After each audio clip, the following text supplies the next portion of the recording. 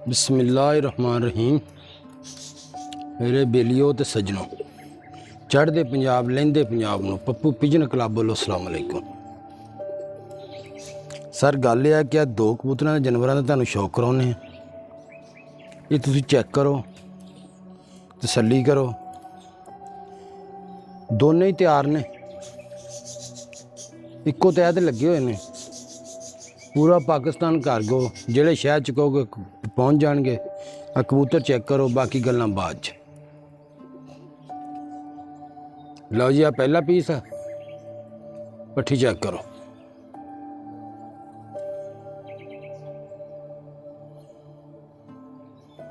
ए दूसरी अख का शौक करो जी, जड़ियाँ बिल्कुल तैयार पट्ठियां ने। ए पारकुंदे का शौक करो जी।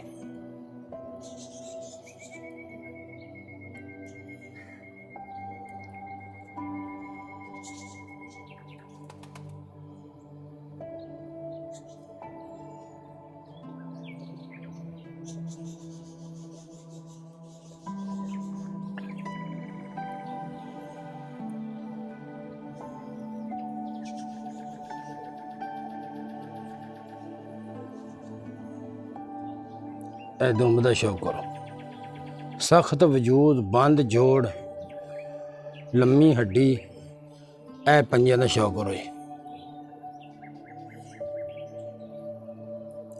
जामनू पंजे आ काले नौ, आ चेक करो। ठीक है,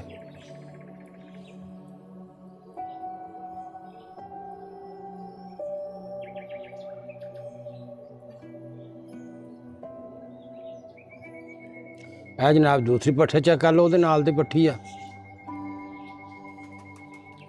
गौर नाल तसल्ली करो जी।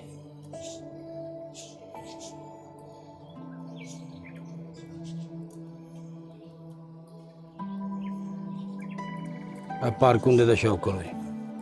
बहुत माशाअल्लाह बड़ी परवाज है इन्हां दी, जिहड़ियां तैयार ने इस टाइम मौजूदा।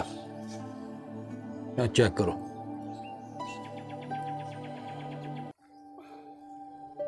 ठीक है,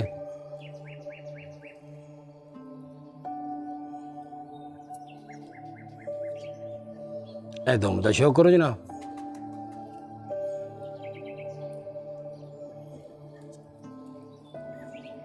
ए पंजियां का शौक करो जी।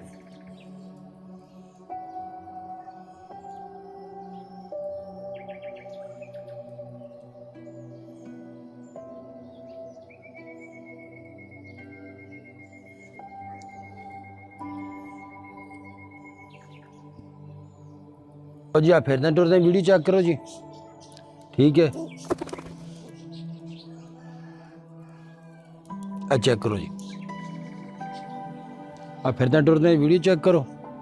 अगर किसी वीर भरा की समझ आ जाए साढ़े नाल राबता करो। पूरा पाकिस्तान कार्गो जिहड़े शहर च कहोगे पहुँचा देंगे। ठीक है, अगर साड़ी वीडियो अच्छी लगे सब्सक्राइब लाइक जरूर कर छड्या करो। मेहरबानी जनाब, अल्लाह हाफिज़।